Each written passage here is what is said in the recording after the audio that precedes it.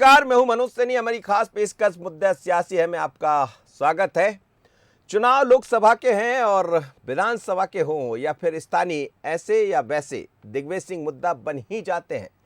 यूं तो निकाय चुनाव स्थानीय मुद्दों का होता है, लेकिन यहां भी बीजेपी दिग्विजय सिंह को खींच लाई है। खासतौर पर राजधानी भोपाल में लड़ाई को दिग्विजय बनाम बीजेपी बनाने की पूरी तैयारी है। कांग्रेस की महापौर की उम्मीदवार विभा पटेल को दिग्विजय सिंह का समर्थक माना जाता है और बीजेपी इसे प्रचारित कर चुनाव में भुनाने की तैयारी करने जा रही है। देखिए हमारी खास खबर। भोपाल में दिखेगा दिग्गी फैक्टर। बीजेपी ने तैयार किए एक्टर। लड़ाई को दिग्गी बनाम बीजेपी करने की तैयारी। भोपाल नगर निगम में मुकाबला कांग्रेस प्रत्याशी विभा पटेल और बीजेपी प्रत्याशी मालती राय के बीच होना है, लेकिन बीजेपी अपनी सीट को बरकरार रखने के लिए एक बार फिर पूर्व मुख्यमंत्री दिग्विजय सिंह को सामने रखकर कांग्रेस प्रत्याशी को घेरने जा रही है। इसके लिए पार्टी ने कुछ खास लोगों को जिम्मेदारी सौंपी है और कोशिश यही है कि चुनाव को दिग्विजय वर्सेस बीजेपी कर दिया जाए। भोपाल लोकसभा लड़ने दिग्विजय सिंह जी आए थे तो कांग्रेस चिल्लाने लग गई थी कि भोपाल लोकसभा, और कार्यकर्ताओं ने आईना दिखा दिया। वैसे ही विभा पटेल जी आई तो वो भी दिग्विजय सिंह जी का ही गुट है। लगातार कह रहे हैं एक सामान्य कार्यकर्ता को चुनाव लड़ा दिया, तो भाजपा में तो सामान्य कार्यकर्ता को ही चुनाव लड़ाया जाता है, लेकिन चुनाव असामान्य कोई करता है तो वो बूथ का कार्यकर्ता करता है। और जो पिछली बार हमारे वार्ड कहीं लूज हो गए थे, हमारे वार्ड कमजोर रह गए, तो उनके लिए हम अलग तैयारी कर रहे हैं। जो कमियां थी उन पर सुधार करेंगे और वो कुछ चिन्हित चेहरे जो लगातार भोपाल में कॉरपोरेटर रहकर षड्यंत्र करते थे, लगातार नगर निगम में, लगातार चीज़ों में, उनके खिलाफ ही स्ट्रेटेजिकली हम कुछ नामों की तैयारी कर रहे हैं। बीजेपी की अपनी रणनीति है, लेकिन कांग्रेस को इस पर ऐतराज है। कांग्रेस अपनी तरह से बीजेपी पर निशाना साध रही है। भारतीय जनता पार्टी यदि इस तरह से चुनाव लड़ेगी तो मैं ऐसा मानता हूं कि भारतीय जनता पार्टी के पास कोई मुद्दा नहीं है। यह चुनाव नगर सरकार का है। 17 साल में आपने क्या किया उस पर चुनाव लड़िए तो हम जवाब देंगे। सिवाय भ्रष्टाचार के, झूठी घोषणाओं के, झूठे प्रलोभनों के 17 साल में हुआ क्या है? 17 साल पर चुनाव लड़िए, 20 साल पहले पे चुनाव मत लड़िए। तो ये चुनाव होगा 17 साल बनाम 15 माह, उस पर चुनाव होगा और भारतीय जनता पार्टी लड़े ना, हम एक एक मुद्दे का जवाब देंगे। जाहिर है राजधानी में मुद्दों की जगह शख्सियतों पर चुनाव टिकाने की कोशिश है। बीजेपी जहां दिग्विजय के खिलाफ नाराजगी को भुनाने की कोशिश में है, तो वहीं कांग्रेस को अपना उम्मीदवार ज्यादा मजबूत नजर आता है। निगम चुनाव की बारी है। हर निगम की भारतीय जनता पार्टी की अपनी तैयारी है। सबसे दिलचस्प मुकाबला भोपाल में होने वाला है, क्योंकि यहां दिग्विजय सिंह की नज़दीक माने जाने वाली विभा पटेल को कांग्रेस ने चुनाव मैदान में उतारा है। लिहाजा भारतीय जनता पार्टी भी दिग्विजय सिंह को सामने रखकर आगे बढ़ने जा रही है। तो क्या ये माना जाए कि लोकसभा की तर्ज पर दिग्विजय सिंह एक बार फिर भारतीय जनता पार्टी के निशाने पर होंगे? पर बड़ा सवाल यही, क्या इस बार भी बीजेपी को उनके नाम का लाभ मिल पाएगा? आशीष खरे के साथ मनोज सैनी, बंसली, भोपाल। चलिए, तो इस खबर के जरिए आपने देखा कि आज का मुद्दा क्या रहने वाला है और इस सियासी मुद्दे में हम इसी पर बात करेंगे। मेरे साथ 3 मेहमान जुड़ रहे हैं। सनवर पटेल जी है, भारतीय जनता पार्टी के प्रवक्ता। सनवर जी, बहुत स्वागत है आपका। स्वदेश शर्मा जी है, कांग्रेस के प्रवक्ता। स्वदेश जी, आपका भी स्वागत है। देवदत्त दुबे जी है, वरिष्ठ पत्रकार। सर, आपका भी बहुत स्वागत है। सनवर पटेल जी, कुछ और नहीं मिलता क्या? जब भी देखते हैं तो आप दिग्विजय सिंह को सामने रख देते हैं। अब बारी भोपाल की है। विभा पटेल जी के बारे में ऐसा कहा भी जाता है कि टिकट भी उन्होंने दिलाया, तो आप विभा पटेल को छोड़कर फिर दिग्विजय सिंह जी को सामने ला रहे हैं। तो डर है या फिर ऐसा लगता है कि उनसे ही आपका बेड़ा पार होगा? नहीं मनोज जी, देखिए बहुत ही स्पष्ट है। जिस प्रकार से उदयपुर के चिंतन शिविर में कांग्रेस ने कहा था कि एक व्यक्ति एक पद, और किया उसके 20 दिन बाद जस्ट उलट, और उन्होंने विधायकों को जिस प्रकार से टिकट देने का काम किया, और जब प्रदेश भर में असंतोष हुआ तो दिग्विजय सिंह साहब का ट्वीट आया। उन्होंने कहा कि आधे मेरे और आधे कमलनाथ के, मतलब बाकी सब कांग्रेस के नहीं है, सिर्फ इन दोनों के आधे आधे हैं। तो वो खुद कह रहे हैं कि ये टिकट मेरा है। तो जब उनका टिकट है और वो लोकसभा का चुनाव लड़े थे भोपाल से, तो उनसे तो जोड़ा जाएगा।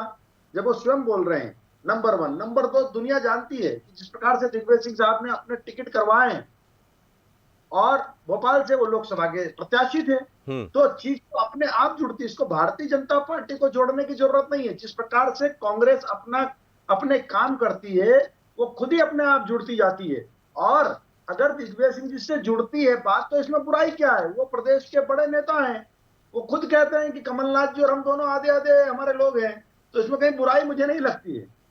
जी, बुराई नहीं लगती, लेकिन आप तो तैयारी कर रहे हैं। बाकायदा कहा जा रहा है कि अलग अलग मतलब उस रूप में नेता नजर आएंगे। नहीं। वो दिग्विजय सिंह के कौन से मुद्दे उन्हें लेकर आने वाले, पूरी तैयारी चल रही है भारतीय जनता पार्टी नहीं, भोपाल में। कांग्रेस के नेताओं के अगर मुद्दे होंगे तो जरूर लेकर आएंगे, पर पर्टिकुलर कोई हम किसी व्यक्ति को लेकर नहीं है। हम पूरी कांग्रेस में जहां जहां जो प्रत्याशी है, सबके खिलाफ मतलब हर निगम के लिए एक चेहरा तैयार कर दिया आपने। हम पूरी मजबूती से चुनाव लड़ेंगे और 16 के 16 नगर पालिका निगम को जीत रहे हैं, सुदेश ऐसा शर्मा मेरा कहना है। सुदेश शर्मा जी, दिग्विजय सिंह का नाम ऐसा है, कभी कांग्रेस उनको बंटाधार कहती है, कभी कुछ दूसरे तरह के आरोप लगाती है। अब भोपाल से वो चुनाव भी लड़े सांसद का, हालांकि जीत नहीं पाए। फिर लग रहा है बीजेपी को कि उनके चेहरे को सामने लाने से उनका राह आसान हो जाएगी।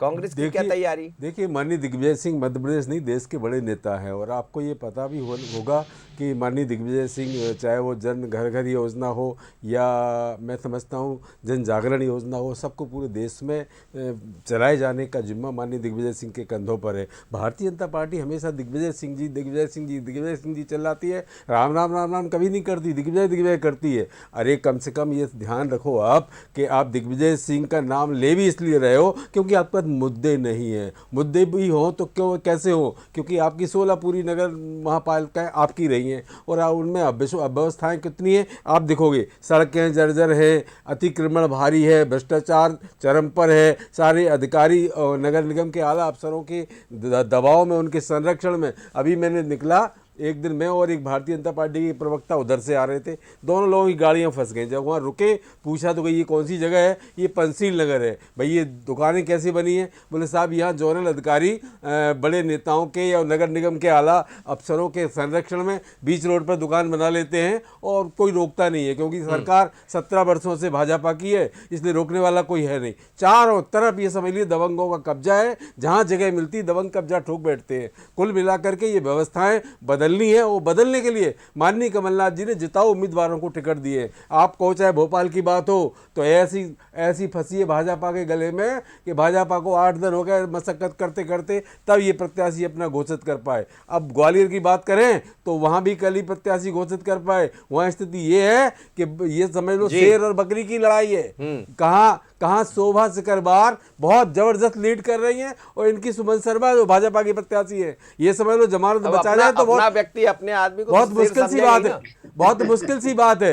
तो स्थितियां बिल्कुल इसके उत्तर है जो भारतीय जनता पार्टी कह रही है, ये मुद्दों से हट रही है। इन्हें मुद्दे याद नहीं है। क्यों याद नहीं है? क्योंकि मुद्दे सरकारें इनकी हैं। अभी मुद्दा याद कैसे करेंगे? अब आप बताइए, देखिए महंगाई सबसे बड़ा मुद्दा है। चाहे डीजल महंगा, पेट्रोल महंगा, गैस महंगी। अब डीजल मिल नहीं रहा है, पेट्रोल मिल नहीं रहा है, किसान परेशान हो रहा है। अब इनके पास मुद्दे ले तो कहां से ले? सरकार इनकी है। 17 वर्षों से इन्हीं की नगर निगम में रही। दिग्विजय सिंह जी को रहेंगे कि नहीं यहाँ मैदान में प्रचार में? दिग्विजय सिंह जी देश के बड़े नेता हैं कांग्रेस के, उनके कंधों पर बहुत बोझ है और जहां जहां जरूरत पड़ेगी माननीय दिग्विजय सिंह जी, माननीय कमलनाथ जी, माननीय अरुण यादव जी, माननीय सुरेश पचौरी जी, माननीय राहुल भैया जी, माननीय विवेक तनखा जी, सारे बड़े नेता जहां जिसकी जरूरत पड़ेगी वो वहां मैदान में पहुंचेगा।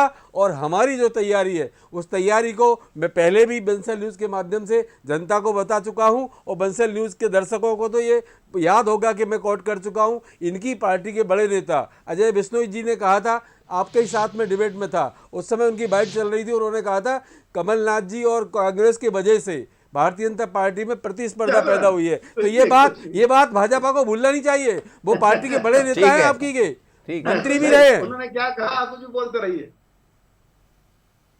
जी। चलिए मैं बोलूं मनोज जी? मैं लौट रहा हूँ, आपकी तरफ लौट रहा हूँ। जरा एक देवदत्त जी से बात कर लेता हूँ। देवदत्त जी, दिग्विजय सिंह को भारतीय जनता पार्टी हमेशा अपने सामने करती है और ऐसा बीजेपी मानकर चलती है कि वो उनके लिए लाभ पहुंचा देते हैं। आप देखिए, हम 2003 से देख रहे हैं, जब बंटाधार जैसा एक नारा लेकर आई भारतीय जनता पार्टी और उसके बाद फिर चुनाव होते रहे।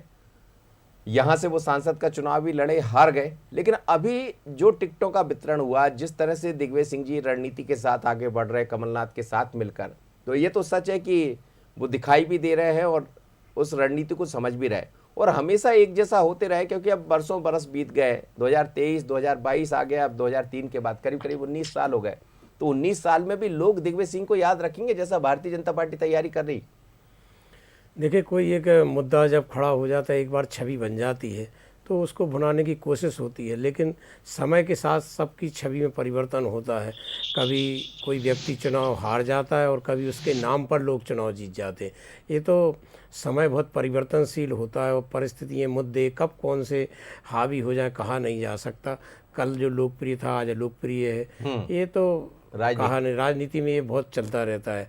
दिग्विजय सिंह कई बार स्वयं ही चर्चाओं में रहने के लिए कई बार ऐसे बयान दे देते हैं, जैसे पिछले विधानसभा चुनाव में उन्होंने कह दिया कि हमें कोई नहीं बुलाता क्योंकि वोट कट जाएंगे। तो अब बीजेपी उसी को पकड़ लेती है। और उस समय जो 2003 में स्वीप किया था बीजेपी ने, उस कारण भी वो कहते हैं। लेकिन आज कमलनाथ के 2018 में भी दिग्विजय सिंह केंद्र में थे और वो कमलनाथ के साथ कंधे से कंधा मिलाकर काम कर रहे थे, लेकिन परिणाम अलग तरह के रहे।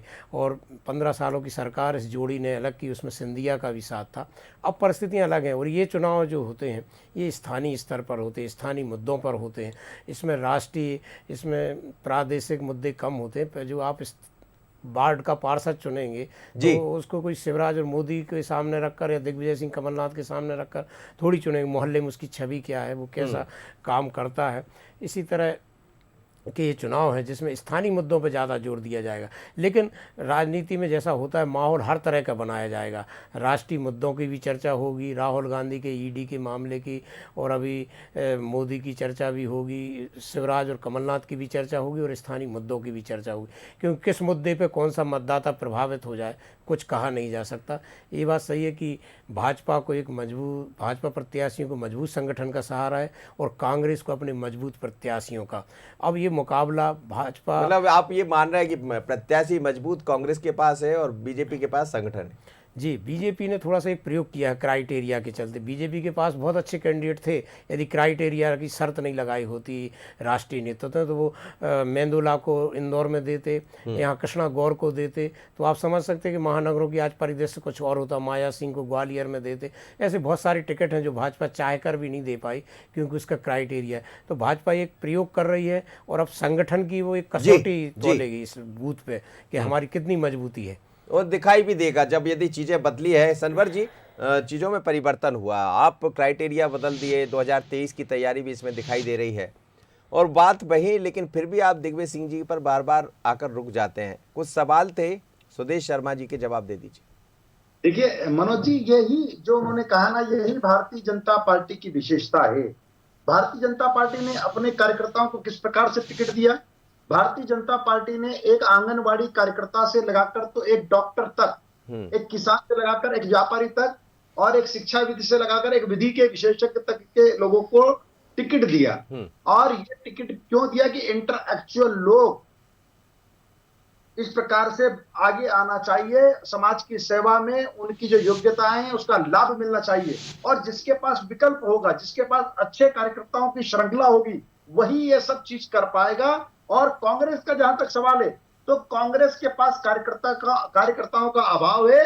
इसी कारण से कांग्रेस ने विधायकों को टिकट दे दिया। और विधायकों को टिकट देना सबसे आसान है भाई, जो विधायक जीता हुआ उसका टिकट दो, तो हारेगा तो विधायक तो रहेगा ही नहीं। लेकिन आप फिर इस चुनाव को दिग्विजय वर्सेज बीजेपी बनाने की तैयारी में क्यों हैं भोपाल में? नहीं मनोज जी, मैंने थोड़ा इसके पहले वाले सवाल में आपको जवाब नहीं, आपने जवाब दिया, लेकिन तैयारी तो यही है। सुमित पटवारी तो यही कह रहा है कि वो यहाँ के स्वाभाविक। देखिए हमारे सम्मानीय विद्वान मित्र सुदेश शर्मा जी ने कहा कि वो देश के बड़े नेता हैं और उन्होंने 2-3 महानगर पालिकाएं गिनाई कि वहां तो शेर और बकरी की लड़ाई है। अरे साहब, कैसे बड़े नेता, कितने बड़े नेता और कितने शेर और बकरी की लड़ाई की। जब लोकसभा का चुनाव लड़ने आए थे तो बड़ा हल्ला मचा था कि कहां वो और कहां साध्वी प्रज्ञा दीदी, और क्या हुआ, अंततः 5 लाख वोटों से हारकर दिग्विजय सिंह साहब घर गए। तो ये इनके ख्याली पुलाव है। हमारे सामान्य कार्यकर्ताओं को छोटा मानना, हमारे इंटरएक्चुअल कार्यकर्ताओं को छोटा मानना, हमारे विधि के विशेषज्ञ को छोटा मानना, इनके लिए ख्याली पुलाव हो सकते हैं। यही इंटेलेक्चुअल लोग समाज की सेवा करने के लिए राजनीतिक दल में काम कर रहे हैं और यह लोग बड़े मतों से जीतेंगे।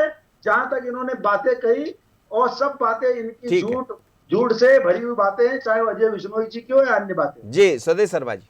देखिए, जैसा हमारे विद्वान मित्र ने कहा अभी कि भारतीय जनता पार्टी की वो छोटी सी कार्यकर्ता प्रज्ञा को टिकट दिया था, तो सुन लीजिए आप, विश्व की सबसे बड़ी मिस कॉल वाली पार्टी कहती है अपने आप को भारतीय जनता पार्टी। वो अलग बात है कि 2018 में इतना बड़ा लोचा मध्य प्रदेश में हुआ था और केंद्र ने इन पर इनकी डांट फटकार भी की थी कि भाई आपके अब व्यक्ति नहीं मिल रहे जिनको मिस कॉल कर रहे हैं, वहाँ कोई फ़ोन ही नहीं लग रहा है और आपका बहुत बड़ा हज़ारों का लोग उसमें लोचा हुआ था। कुल मिलाकर के भारतीय जनता पार्टी के पास 2019 के लोकसभा चुनाव में भोपाल के लिए प्रत्याशी नहीं था, भारतीय जनता पार्टी का कोई सदस्य नहीं था।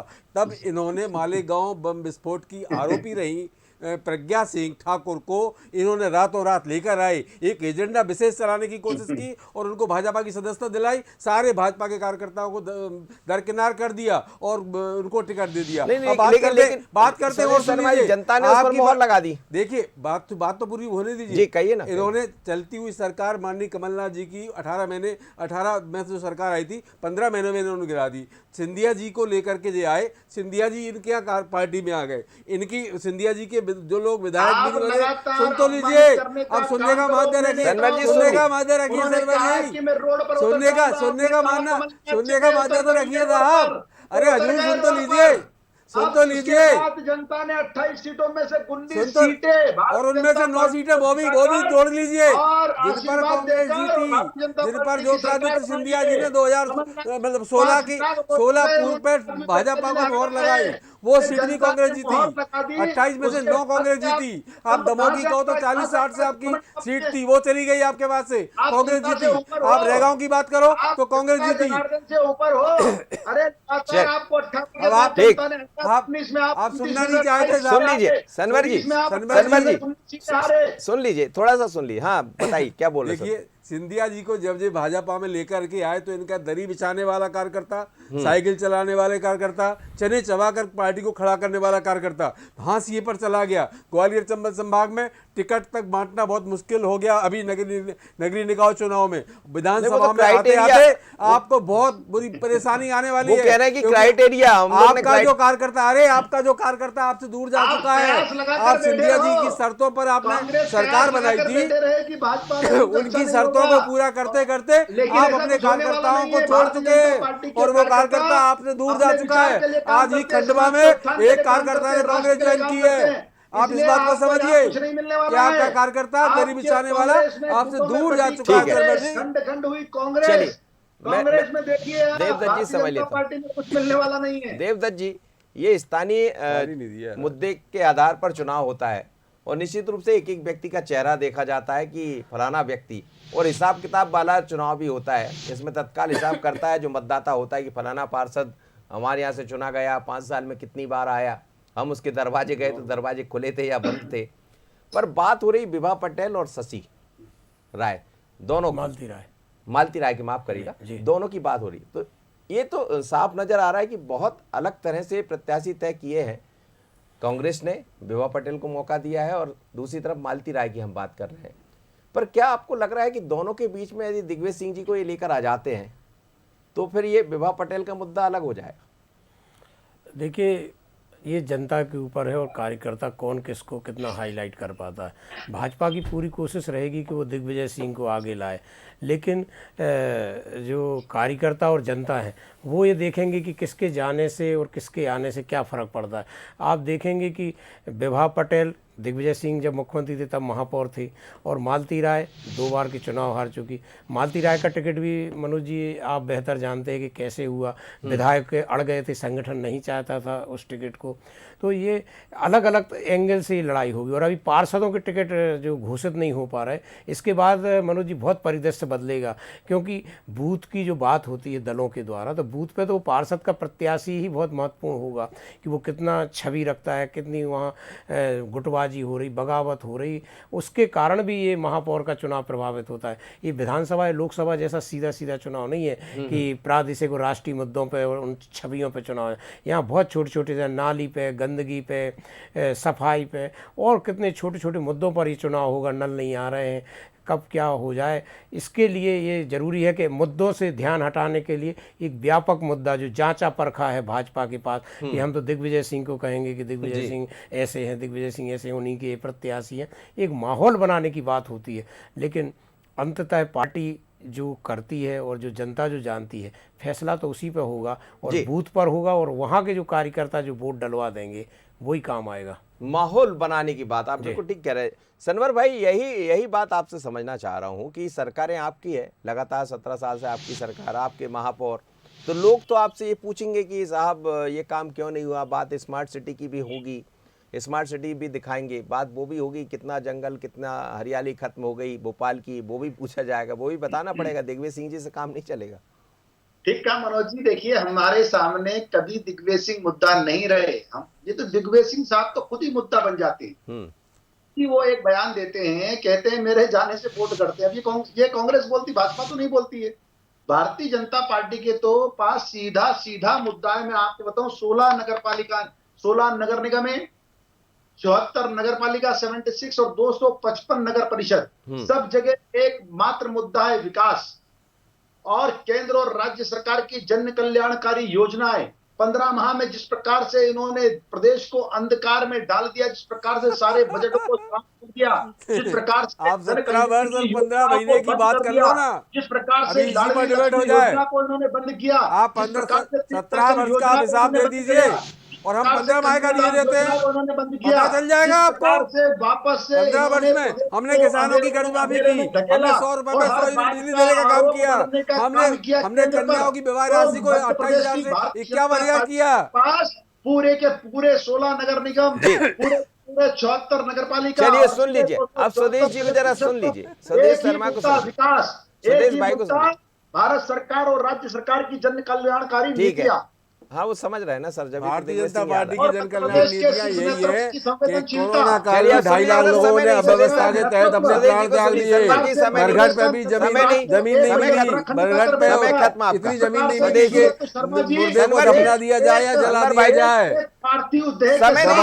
दवाइयाँ और रेमडेसिविर इंजेक्शन और ऑक्सीजन के अभाव में लोगों ने प्राण त्यागे। ये भी आपकी जन कल्याणकारी नीति है। आपकी जन कल्याण नीति वो भी है। कोरोना काल में विवाह बंद थे और आपने करोड़ों रुपए कन्या विवाह के डकार गए, आप भ्रष्टाचार में आपने शादियां करवा दी, वो भी उसमें मुद्दा शामिल है।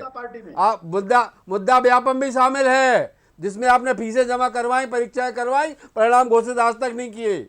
चलिए समझ जी अंतिम प्रतिक्रिया देवदत्त जी, एक छोटी सी प्रतिक्रिया आपसे। ओवरऑल ये तो समझ आ रहा है कि ये जो चुनाव है जिसकी हम बार बार चर्चा करते हैं कि होगा सेमीफाइनली, और इसलिए इसमें बड़े मुद्दे भी दिखाई देंगे, स्थानीय मुद्दे भी दिखाई देंगे, क्योंकि बात नगर निगम के जरिए 2023 की होती रहेगी। बिल्कुल, ये तो एक लिटमस टेस्ट है कि आप कहाँ हैं ज़मीन पे, क्या स्थिति है आपकी, क्या आपके बारे में जनता सोचती है। इसी कारण तो मनोज जी इतनी कवायद हुई, इतनी कवायद तो भाजपा ने विधानसभा के टिकटों में नहीं की होगी जितनी इसमें की। और कमलनाथ का तो पूरा फोकस ही इसी पे रहा पिछले कुछ महीनों से, कि जब से संभावना थी कि ये चुनाव होंगे तभी से वो केवल प्रत्याशी चयन करते रहे। संजय शुक्ला का नाम इंदौर में 8-9 महीने से चल रहा है, जब पहले भी चुनाव की संभावना थी, तो उन्होंने केवल प्रत्याशियों पर फोकस किया। और भाजपा एक संगठन की दम पर चुनाव लड़ने जा रही है और प्रत्याशी उनने एक नए प्रयोग किए हैं कई जगह के। तो मुझे लगता है कि ये प्रयोग यदि सफल होंगे, चाहे कांग्रेस के हो चाहे बीजेपी के, इन्हीं प्रयोग, ये प्रयोगशाला है। किसका प्रयोग समझ आएगा और कौन जनता कौन सा नया प्रयोग करेगी, क्योंकि इस बार आप भी चुनाव मैदान में दिखाई देने वाली, वो भी अपना प्रत्याशी तय करने वाली भोपाल से, तो क्या उसका असर भी रहेगा। सनवर जी, स्वदेश जी और देवदत्त जी, आप सभी मेहमानों को बहुत धन्यवाद मेरे साथ जुड़े। मध्य प्रदेश में नगरीय निकाय चुनाव की आहट है, और अब तो आहट क्या, चुनाव शुरू हो गए हैं। नामांकन दाखिल करने की अंतिम तारीख भी सामने आने वाली है और चेहरे भी दिखाई दे रहे हैं कि कौन के सामने कौन खड़ा हो जाएगा। पर बड़ी बात यही है कि भोपाल का चुनाव क्या बिल्कुल अलग होगा, क्योंकि यहाँ दिग्विजय सिंह की बात भी होगी, कमलनाथ की बात भी होगी, और फिर जैसा कांग्रेस कह रही है कि 17 साल वर्सेस 1.5 साल की बात भी होगी। तो कौन किस पर भारी रहेगा, नज़र इस पर रहेगी। मुद्दा सियासी है। इतना ही, मुझे दीजिए इजाज़त, बने रहिए बंसल न्यूज़ पर। नमस्कार।